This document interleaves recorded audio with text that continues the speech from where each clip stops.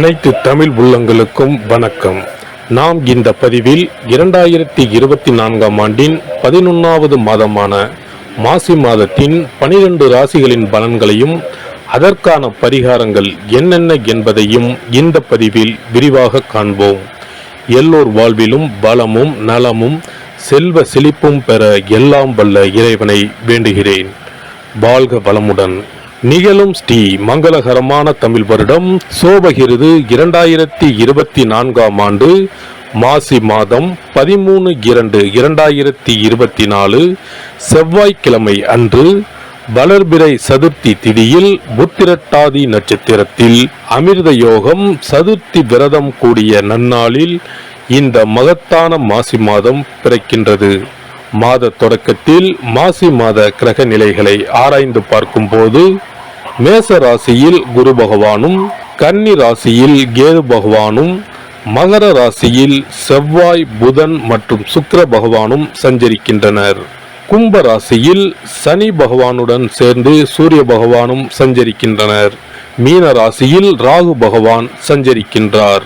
தமிழ் மாதங்களில் 11வது மாதமான மாசி மாதம் இது வழிபாட்டிற்கு உரிய மாதமாகும். சூரியன் கும்பராசியில் பயணம் செய்வதால் இந்த மாதத்தினை கும்ப மாதம் என்றும் அழைப்பார்கள். சூரிய பகவான் பிப்ரவரி 13 அன்று மகர ராசியில் இருந்து கும்பராசிக்கு பேச்சியாகின்றார். மாசி மகம் வருடத்திற்கு ஒரு முறை வீதம் மட்டுமே வரும். அதாவது மாசி தமிழ் மாதத்தில் மகம் நட்சத்திரத்தில் எப்போது பௌர்ணமி வருகிறதோ அன்றைய தினம் மாசி மகம் ஆகும்.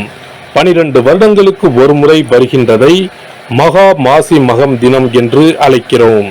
இது கும்பகோணம் கும்பேஸ்வரர் கோவிலில் வெகு விமர்சையாக நடைபெறும். அதேபோல் திருக்கோஷ்டியூர் பெருமாள் கோவிலிலும் இந்த திருவிழாக்கள் வருடத்தில் ஒரு முறை வருகிற மாசி மகத்தில் நடைபெறும். இந்த நாள் எதற்காக நாம் கொண்டாடுகிறோம் என்றால், நமது பாவங்களை போக்கவும், பித்ருக்களை வேண்டுவதற்கும், தோஷங்களை போக்கவும் மற்றும் மகப்பேறு கிடைக்கவும் நாம் கொண்டாடுகின்றோம். அனைத்து வருடங்களிலும் ஒரே மாதிரி தேதிகள் வராது. வருடா வருடம் தேதிகள் மாறும். கங்கை, காவிரி போன்ற நதிக்கரைகளில் புனித நீராடி நாம் முன்பின் செய்த பாவங்களை போக்கலாம். அதே சமயத்தில் புனித ஸ்தலங்களுக்கு இந்த நாளில் நாம் செல்வதன் மூலம் இறைவன் அருள் பெறலாம். இந்த நாளில் நாம் அருள்மிகு சிவபெருமான், முருகப்பெருமான், அம்பிகை மற்றும் பித்ருக்களை வணங்கி அருள் பெறலாம். நதிக்கரைகள், கடல்கள், குளங்களுக்கு செல்ல முடியாதவர்கள் உங்கள் வீட்டில் உள்ள தண்ணீரை புனித நீரென நினைத்து கொண்டு நீராடலாம். ஆங்கில மாதம் மார்ச் 5 இரவு 9:30 மணிக்கு ஆரம்பித்து மார்ச் 7 விடியற்காலை 12:05 மாசி மகம் முடிவடைகிறது. மேசராசி அன்பர்களுக்கு அஸ்வினி, பரணி, கார்த்திகை 1ஆம் பாதம் நட்சத்திரங்களில் பிறந்தவர்களுக்கு ராசிக்கு ஜென்மகுரு நடைபெறுகிறது. விரயஸ்தானத்தில் ராகு கிரகம் அமர்ந்திருக்கிறார். லாபஸ்தானத்தில் சனி கிரகம் அதிர்ஷ்ட சுழற்சியில் நிற்கிறது. எந்த விஷயமுமே உடனடியாக நன்மைகரமாக மாற வேண்டும் என்பதை இலக்காக வைத்திருக்கிற உங்களுக்கு இந்த மாசி மாதம் ஏகப்பட்ட மாறுதல்களை தந்து புதிய அனுகூலத்தை அடைந்து விடுவீர்கள். ராசிக்கு 11ஆம் இடத்தில் நிற்கிற சனி பகவான் ஒருவர் போதும் உங்களது இம்மாலய கஷ்டங்கள் அனைத்தையும் சரி செய்ய. கேது கிரகமும் ராசிநாதனான செவ்வாயும் சூரியனும் கூட மிக பிரமாதமான அமைப்பில் பலம் வருவதால் திட்டமிட்டிருப்பதை எல்லாம் எளிதாக சாதிப்பீர்கள். குடும்பத்தை சரிவர கவனிக்க முடியாத சூழல்கள் மாறப்போகிறது. பொருளாதார ரீதியான கஷ்டங்களும் அவஸ்தைகளும் தீரும். அன்றாட வருமான நிலைமை உயர்ந்து வாழ்க்கை தரத்தை உயர்த்தி கொள்ளலாம். ஆரோக்கிய சம்பந்த கஷ்டங்கள் தீர்ந்துவிடும். திடீர் வருமானம், கமிஷன், ஆதாய வரவுகள் என்றபடி ஏற்றத்தை தரும்.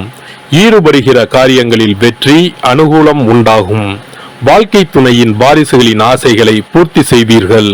மாசி மாதம் தொடங்கி 16 தினங்கள் முடிவதற்குள் உங்களது எதிர்பார்ப்பிலும் முயற்சியிலும் மேன்மைகளை, பொருளாதார செழிப்புகளை அடைந்திருப்பீர்கள்.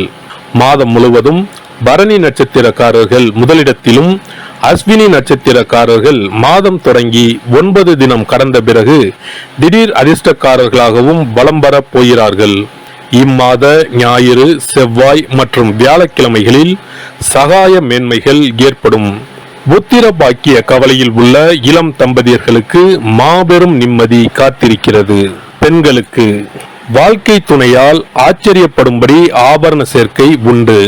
குடும்ப கவலைகள் மனதை அரிக்கும். வருமானத்திற்குள் குடும்ப செலவுகளை சமாளிப்பது மிகவும் கடினமாகவே இருக்கும். விவாகமான பெண்மணிகளுக்கு கணவரின் அன்பும் ஆதரவும் குறையும். மாணவர்களுக்கு உயர்கல்வி சார்பான அனுகூலத்தை அடைந்து விடுவீர்கள். விவசாயிகளுக்கு தங்களது நிலபுலன்களுக்கு அருகாமையில் உள்ள நிலபுலன்களை வாங்க ஆர்வமாக இருப்பீர்கள். கலைஞர்களுக்கு போட்டி எதிர்ப்பு விஷயங்கள் சட்டென்று விலகப் போகிற மாதம். அரசியல்வாதிகளுக்கு கட்சி மேலிட ரீதியான சகாய அனுகூலங்களை அடையப் போகிறீர்கள். கட்சியில் ஆதரவு குறையும். தலைவர்கள் உங்களை கண்டு கொள்ள மாட்டார்கள், புறக்கணிப்பார்கள்.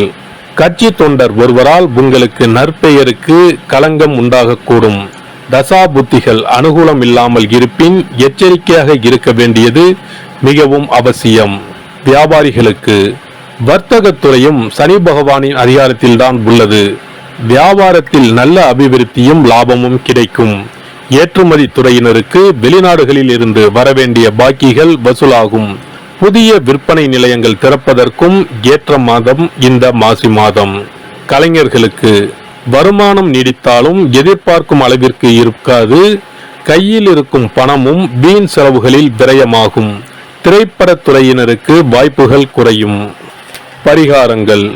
இம்மாத வியாழக்கிழமைகளில் ஸ்ரீ குரு பகவானுக்கு அபிஷேக ஆராதனை செய்து வழிபட்ட பின் ஸ்ரீ பத்ரகாளியை தொடர்ந்து வழிபடவும். சிறப்பு பரிகாரங்கள். வருமானத்தை பெருக்குவதற்கு வருமானம் வந்ததும் அல்லது சம்பளம் வாங்கியதும் அந்த தொகையில் 1% தொகையை தனியாக எடுத்து வைத்து விடுங்கள். அந்த பணத்தில் பாலால் செய்த இனிப்பு வகைகள் வாயில் போட்டாலே தித்திப்புடன் எளிதில் கரைந்து வாயிற்குள் போய்விடக்கூடிய இனிப்பு வகைகளை வாங்கி ஆதரவற்றோர், சாலையோர பணியாளர்கள், தூய்மை பணி செய்வோர், ஆதரவற்ற நிலையில் வறுமையில் வாடும் குழந்தைகள் மற்றும் தொழிலாளர்களுக்கு கொடுங்கள்.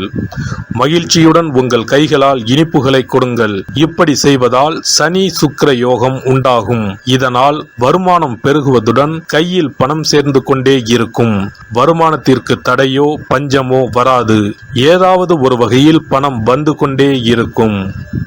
இது தவிர மாத சம்பளம் வாங்கியதும் அல்லது கைக்கு வருமானம் வரும்போது ஒவ்வொரு மாதமும் முதல் செலவாக வீட்டிற்கு கல்லுப்பு, ஊறுகாய் போன்றவற்றை வாங்கி வைக்கவும். கல்லுப்பு, ஊறுகாய் போன்றவை மகாலட்சுமிக்கு மிகவும் விருப்பமான ஒன்று. இந்த பொருட்கள் வீட்டில் இருந்தால் மகாலட்சுமியின் அருள் வீட்டில் இருந்து கொண்டே இருக்கும். எந்த காரணத்திற்காகவும் இந்த பொருட்களை தானமாகவோ கடனாகவோ கொடுக்க கூடாது.